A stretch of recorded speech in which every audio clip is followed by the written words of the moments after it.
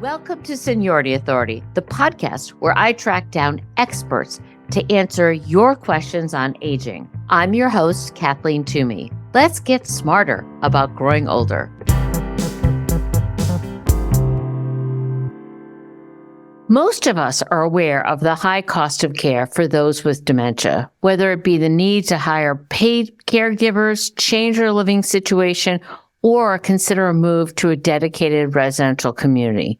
And if you're an unpaid family caregiver, in addition to the cost, there's also the stress of balancing your own job, family, and home, along with helping your loved one. Today, we're going to dive into a new dementia caregiver support program from the Penn Memory Center in Philadelphia that uses experienced family caregivers to mentor those who are starting the journey that has yielded some great results. Welcome to Seniority Authority. I'm your host, Kathleen Toomey.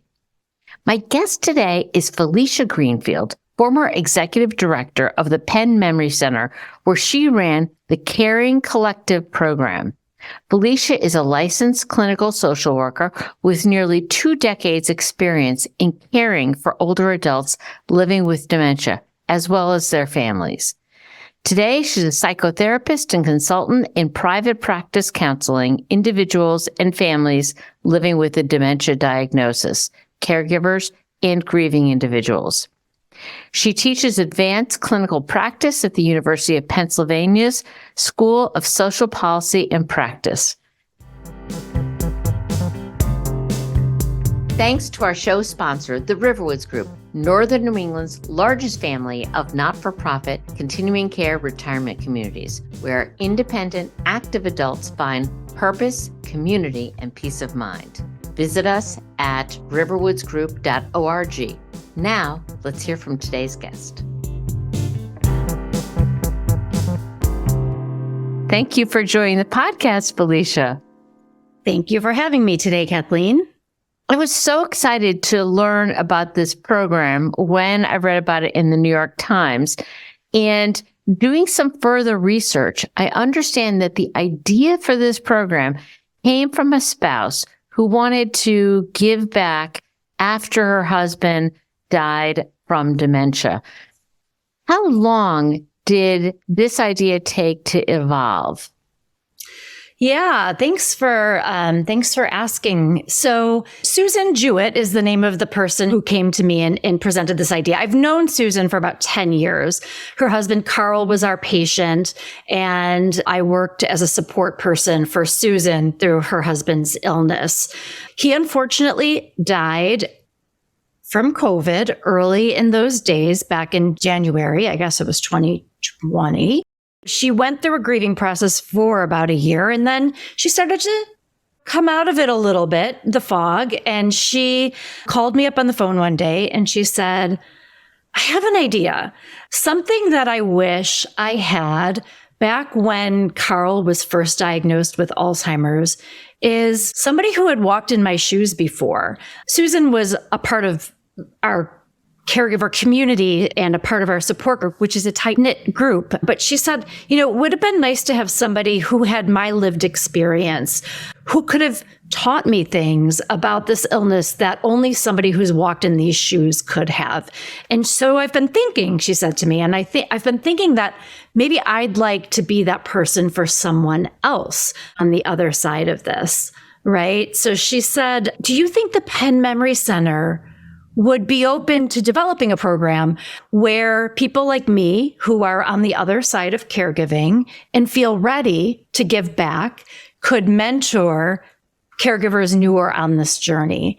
And I was like, that sounds amazing. So we started talking and brainstorming, and I went back to my team of social workers and we chatted about how to make it work. And to answer your question, it took about a year for us to get our ducks in a row to eventually be able to launch and offer the program.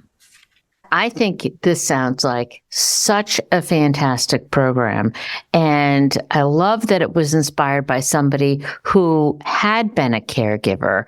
And for those who care for someone living with dementia, this can be a way to kind of make meaning out of what they went through and share their knowledge and empathy. Is that kind of the inspiration here?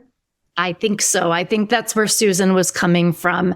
Basically, she went through hell and learned a lot in the process and very much felt compelled to give back in some way.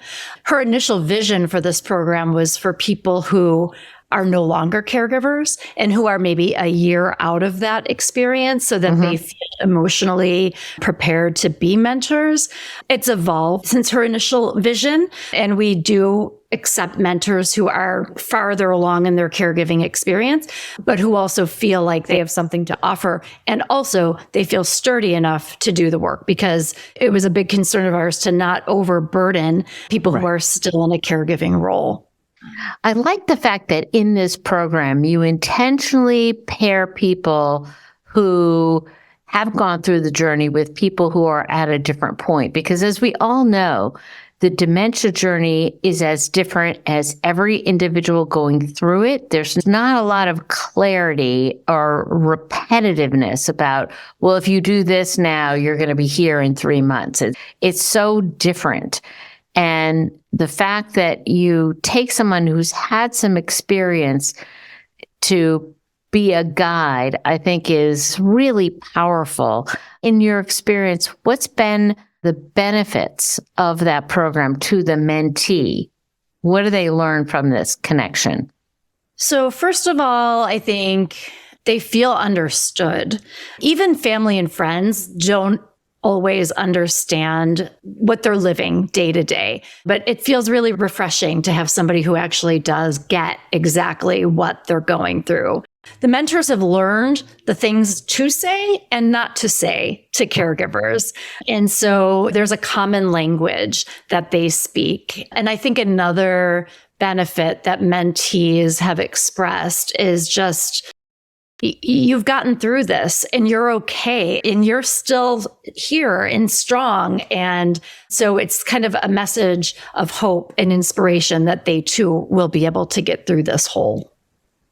That sounds fantastic.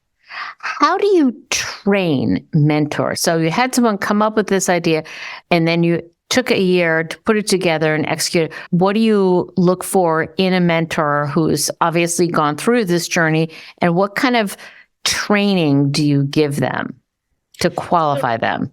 Yeah. So first of all, we piloted this program. We piloted it with a couple different dyads and kind of a focus group. And we learned through the process what was important in the training. And so some of the key aspects of the training include teaching somebody how to be an empathetic listener rather than somebody who passes judgment, right? Oh. So we spend a lot of time on empathy versus judgment. We also want mentors to be able to offer referrals and suggestions, but not provide direct care, not pick up the phone and do the work for the caregiver. So there's a balance. We want them to kind of help caregivers brainstorm to find their own solutions that will work for them without advocating their own agenda, right? So as you said, it's all very different and we might be very similar in our caregiving experience. These are some things that work for me. They may not work for you, but what will work for you? So let me help you brainstorm some kind of problem solving solutions. The other pieces of the training that I think are really important, we spend a lot of time on boundary setting. We don't want mentors being woken up in the middle of the night if there's a crisis. So the calls are very scheduled and structured, and just really working on advocacy, self-care, and listening. I think that's kind of our kind of training agenda. Those sound like great life skills, first of all. Right?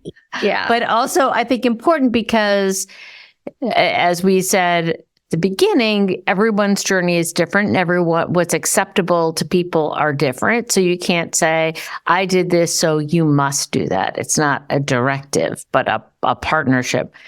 How long does it take for a mentor to go through this kind of training that you've set up? I don't It's a day, like I have like a couple hours, we have some modules and we created a training module, video, interactive. We do some interactive and some video, but it can all be done in a few hours. Right. And can be done online, I assume? Yes, on Zoom. Okay. That's really important.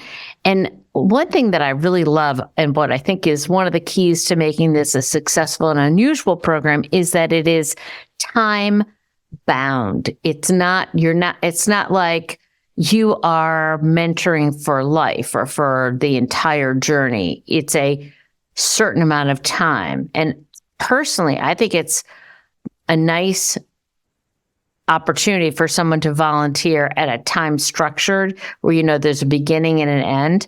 How did you come up with that structure? Part of it came out of our focus group, our pilot training. That was a suggestion from one of the mentors. And then part of it was really practical. We have a limited number of mentors and far more mentees. Yeah, so I can imagine. If we matched 1-to-1 and it was a long-term relationship, there we would have a long wait list for the mentees. So we structured it so that people get up to 8 mentor sessions. And then at the end of the 8 sessions, the mentor has the opportunity to take a break if they need a break, stop altogether if they want to stop, or sign up for another mentor. And the 8 sessions, is that like once a week generally, or do you let people decide? Yeah, it's generally once a week, but we do give the mentor and mentee the flexibility to decide their schedules. Okay. I would think that this is a hugely desired program on the part of the mentees. How do you find and motivate the mentors? So that's a good question. So as you know, Alzheimer's disease is a long, protracted illness. And at the Memory Center, we're an outpatient clinical practice. We follow patients over the trajectory of their disease. So what that affords us is the opportunity to form really good relationships with families. And we also have a robust kind of communications department that puts out a lot of helpful information. Our social work team, in addition to Caring Collective, has many other programs that are available to caregivers. So the point I'm making is we have an engaged audience, an engaged group of people. So there's trust established, there's a relationship established. And typically when we put something out as an opportunity to get involved in, we have a high turnout. And so when we promoted the Caring Collective program, we offered a Zoom session with any mentors. We opened it up to only mentors first to have a panel discussion with the people who were in our pilot program, and then myself and some other social workers on our team. So we kind of presented the program, let the panelists speak to their experience, and did a Q&A. And then right after that, they had an opportunity to complete an online application if they were interested. And we just had an overwhelming response of people who were interested in being mentors as a way to give back. That is phenomenal. And I think that it's a real gift for a mentor to say, okay, I want to directly help someone. And I could see where that would be a motivator. I think the other wonderful thing about this program is it's free. There's no cost. So in the escalating huge cost of caregiving for people with dementia, this is one option where they're given some experienced advice and counsel for no fee. So I can imagine this is probably going to just be an incredibly successful program. Now it's in its second year, first year? It's in its first year. Okay. And you've served 40 people? As of a couple months ago, we had served 40 mentees. The number has probably increased since then. Okay. Now, tell me a little bit about the work of the Penn Memory Center, and are there similar institutions in other places within the country? Because you obviously have a ton of research and resources. Why do people originally come to the Penn Memory Center? And what is it that you do there? Yes. So the Penn Memory Center is a clinical arm. It's the overarching infrastructure is the Penn Alzheimer's Disease Research Center, or ADRC. There are about 30 ADRCs at academic institutions across the U.S. The mission of the ADRCs is to conduct research. So that, I would say, is a primary mission of the Penn Memory Center. We also have a mission to educate and train. And then we also have a clinical care mission. So the Penn Memory Center kind of is embedded in the clinical care mission. And so we are an outpatient clinical practice at the University of Pennsylvania. People come to us because they're concerned about memory loss. And when they come, we conduct an evaluation, and it's a 2 kind of step process. So they come in for their initial visit, we gather data, they have an MRI of the brain, then they come back to hear the diagnosis. And at the time of diagnosis, they have the opportunity to sit down with somebody on the social work team who offers education and support, kind of meets families where they are. Everybody's a little bit different when they come in. Some people come in kind of thinking that this might be an issue. Some people are really caught off guard and taken by surprise with the diagnosis. So we assess where they are. Back in 2015, 2016, we were a recipient of a philanthropic gift, a large gift, with the intention of developing caregiver support programs. This was from a person whose wife had Alzheimer's. They were our patients, and he was impressed with the help that we were able to offer, and he wanted us to be able to expand it and give services away for free to people who needed them. So that was established in 2016, and it continues. And it is what it has allowed us to hire a team of social workers to offer a wide range of support services, including the Caring Collective. Fantastic. If one of our listeners wanted to find an ADRC in their area, how would they go about finding other ADRCs? Is there a unified website? There is. Yep. You could just Google Alzheimer's Disease Research Centers, and a website will pop up, and there's actually a physical map with blue dots as to where all of the centers are located. Fantastic. And that will be in our show notes. So we will include a link to that for folks that are interested in doing this. If you're getting smarter, let us know. Leave us a review, a rating, wherever you listen to podcasts. Tell your friends and follow us on social. We're at Seniority Authority on Facebook, Twitter, Instagram, TikTok, and YouTube. And don't forget, if you're listening to YouTube, hit the notification bell so you can subscribe. Or subscribe to our newsletter at seniorityauthority.org so you don't miss a thing.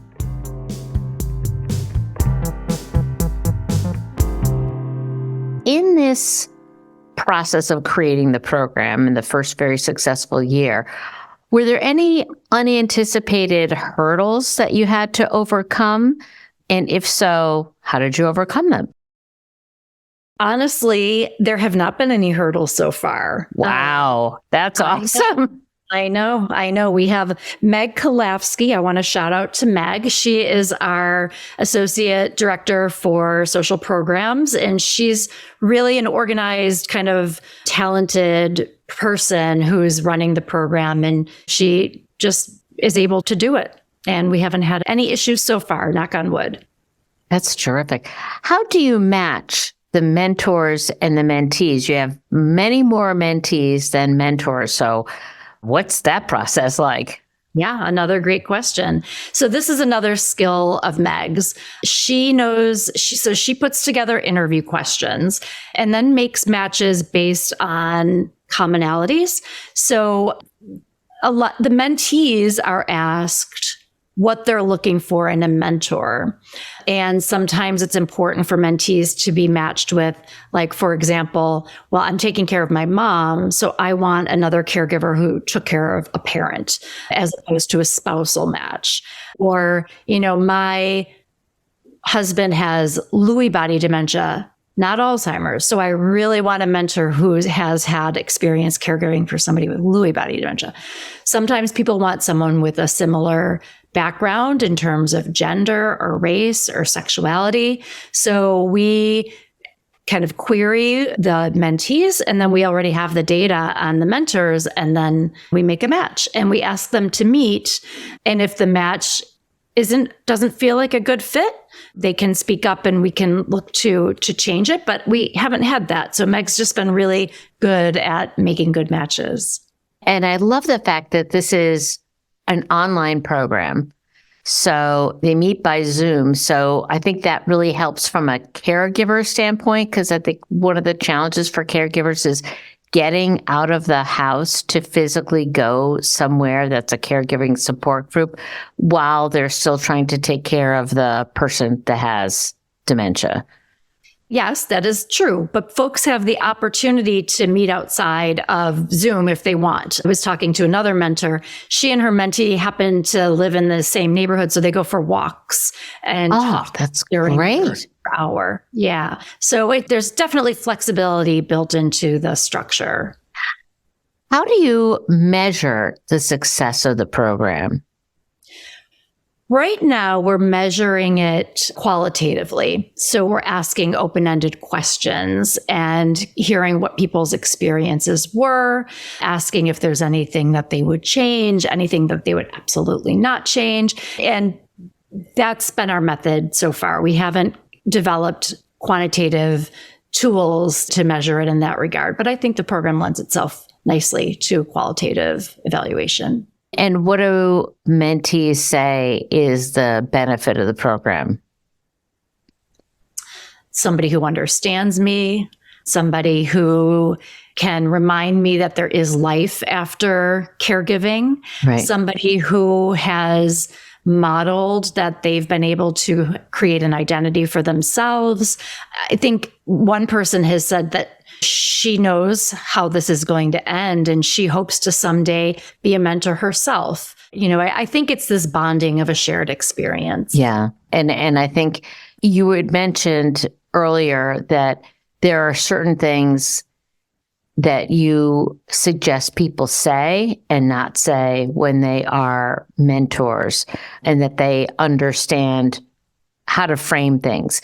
Can you share a couple of examples with our audience as to what you encourage people to say to someone caring for someone with dementia? What are the kind of don't ever say that, or reframe it this way? Yeah. So, and caregivers know this intuitively because people are always, this is a common theme in support groups, what friends and family say that they wish they wouldn't say. And this is for our listeners. So anyone listening there, here's some tips for you. So there was actually an interesting This American Life podcast last week, and there was a segment about that a woman wrote about how annoyed she is every time she says, "Oh, I'm caring for my mom. My mom has Alzheimer's." And people's immediate kind of knee-jerk reaction is to say, "Oh, that's so sad. Does she know who you are? Does she still know who you are?" And this woman's whole point was, it doesn't matter if she knows who I am. She knows that I'm there for her. She knows that she can trust me. And so that's a question maybe you don't need to ask. Right? Right. Because is it really any of your business? Right. Too. And does it really matter? Yeah. Right. Exactly. Who knows? Maybe she knows me. Maybe she doesn't. But right. So it's not helpful. Something that would be more helpful is, how can I help you? Is there anything I can do to help you with your mom? Mm-hmm. Can I take your husband out to lunch today? Mm-hmm. And I think I've heard that too. One of the challenges, people really do want to help, but they don't know how to help. And so it can be good to say, here are 5 things that I would like help with. I tell caregivers, or my recommendation to caregivers is say, if someone says, how can I help? Say, can you pick up groceries for me this week? Or can you do this one thing? Or what would you like to help with? Because I think people, if you don't offer a way for people to help, then the people that really want to help don't know what to do. Do you recommend that? I do, but sometimes I get pushback from caregivers who don't necessarily want to have to coach people to do that. Okay. Mm-hmm. So yes, okay. I agree with that strategy. I coach caregivers to have specific asks in mind, and many of them will, but sometimes they don't want to. Sometimes they want the person offering help to offer something concrete as well. Okay. So I think it goes both ways. So if you're going to offer help, be prepared with something that you can actually do to offer and not necessarily put the burden on the caregiver who's already experiencing some overwhelm. And I think that is great advice for our listeners. And this also pairs with people who are grieving, that sometimes it's just more helpful to say, I would like to take a walk with you for 20 minutes, or I'm going to bring you a dinner. Is there anything you don't like? Or just to say, this is what I am specifically going to do. And then say, can you give me another task to get off your plate? I recently had someone say to me, as I was going through a very difficult time, a friend of mine said, I'm going to do your window boxes this winter because I know you don't have time. And that was such a gift to say, oh, thank you. Thank you because I don't have time to worry about what my window boxes look like, but you're really good at that. So for our listeners, really think about specific, you're not committing to a lifetime of window boxes or a lifetime of meals, but think about something specific you think would be helpful that someone does not have to do. Totally. And I also think that one of the most important things caregivers want that they don't necessarily ask for is just spend time with their person. Simply spending time, not even an outing, just talk to them and engage with them because they're still here. Yes.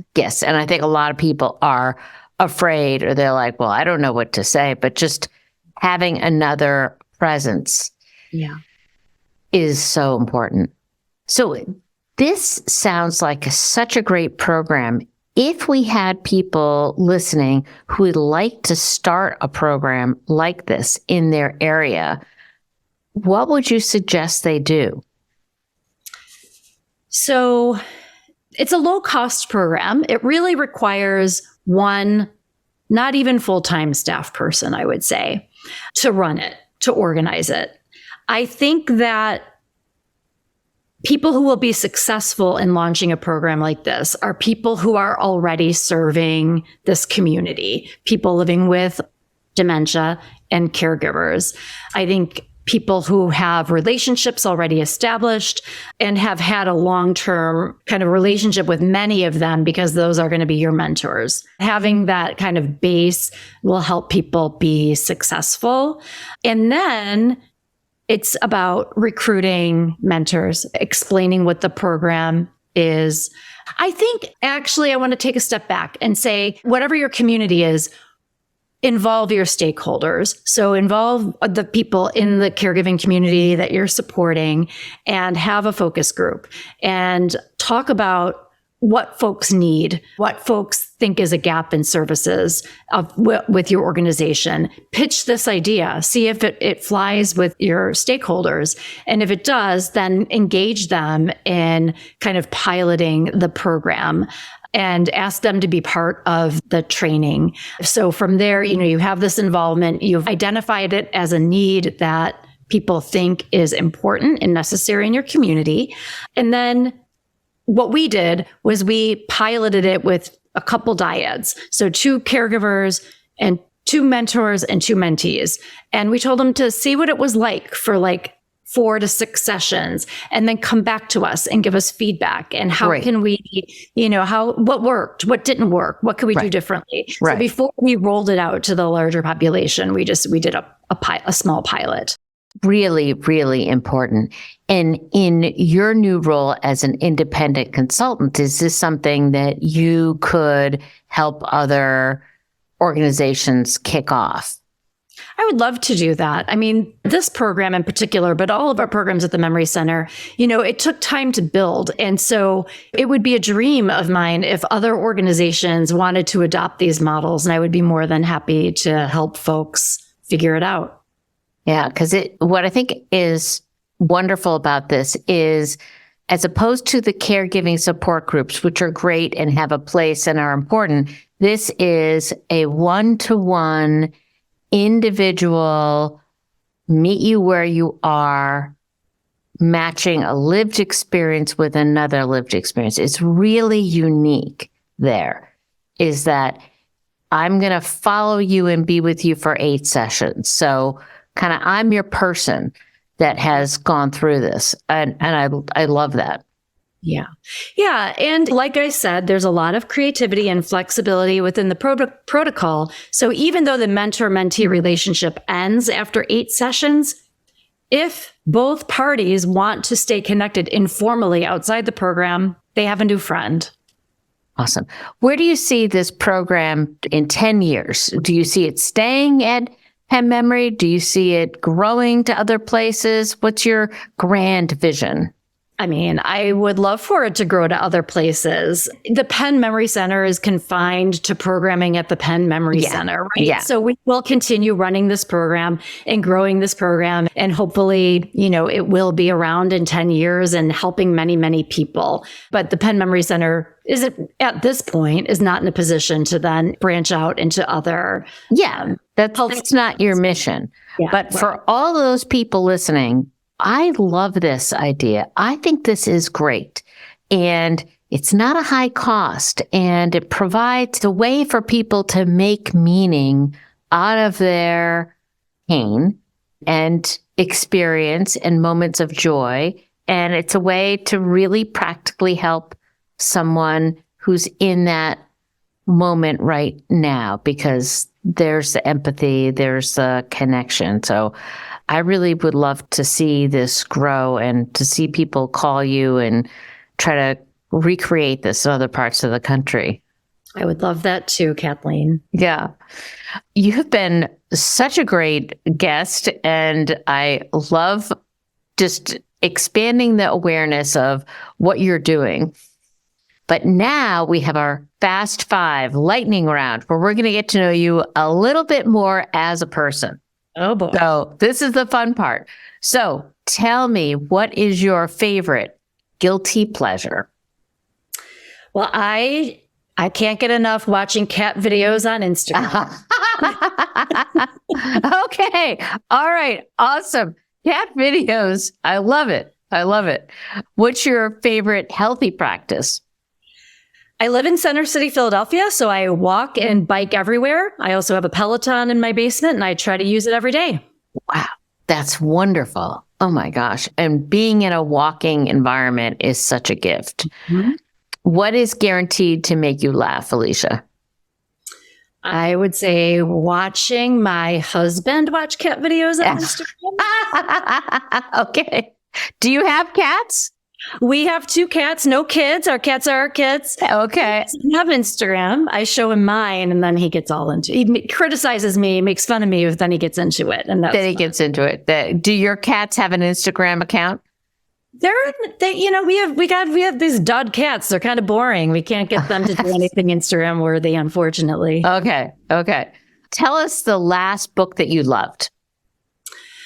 So I recently went through a phase of reading all of Jennifer Egan's books all consecutively. And I think A Visit from the Goon Squad is one of my favorite of her books. She's a great writer. Oh my gosh. And she writes in such different genres. You could read all of her books and they're all completely different environment. I'm a fan of hers. And a favorite escape. I think that's a toss-up between a hike in the woods or a swim in the ocean. Both wonderful. Both, thank you so much. This has been a wonderful experience. I really appreciate you sharing this information with our audience. And we are going to have links to Felicia's website, to the ADRC website. And please think about how this could happen wherever you are, because I think we can all help each other on this very challenging journey of dementia and caregiving. That's our show for today. If it helped you think differently, would you help me? Go to Seniority Authority page on your podcasting app and hit the plus, the heart, the favorite, or subscribe button so you don't miss out. And tell your friends so we can spread the word. Until then, enjoy the chance to get smarter about growing older.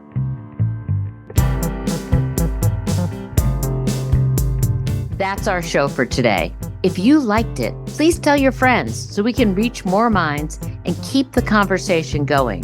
Or follow us on social at Seniority Authority. I'm Kathleen Toomey. Until next time, enjoy your chance to get smarter about growing older.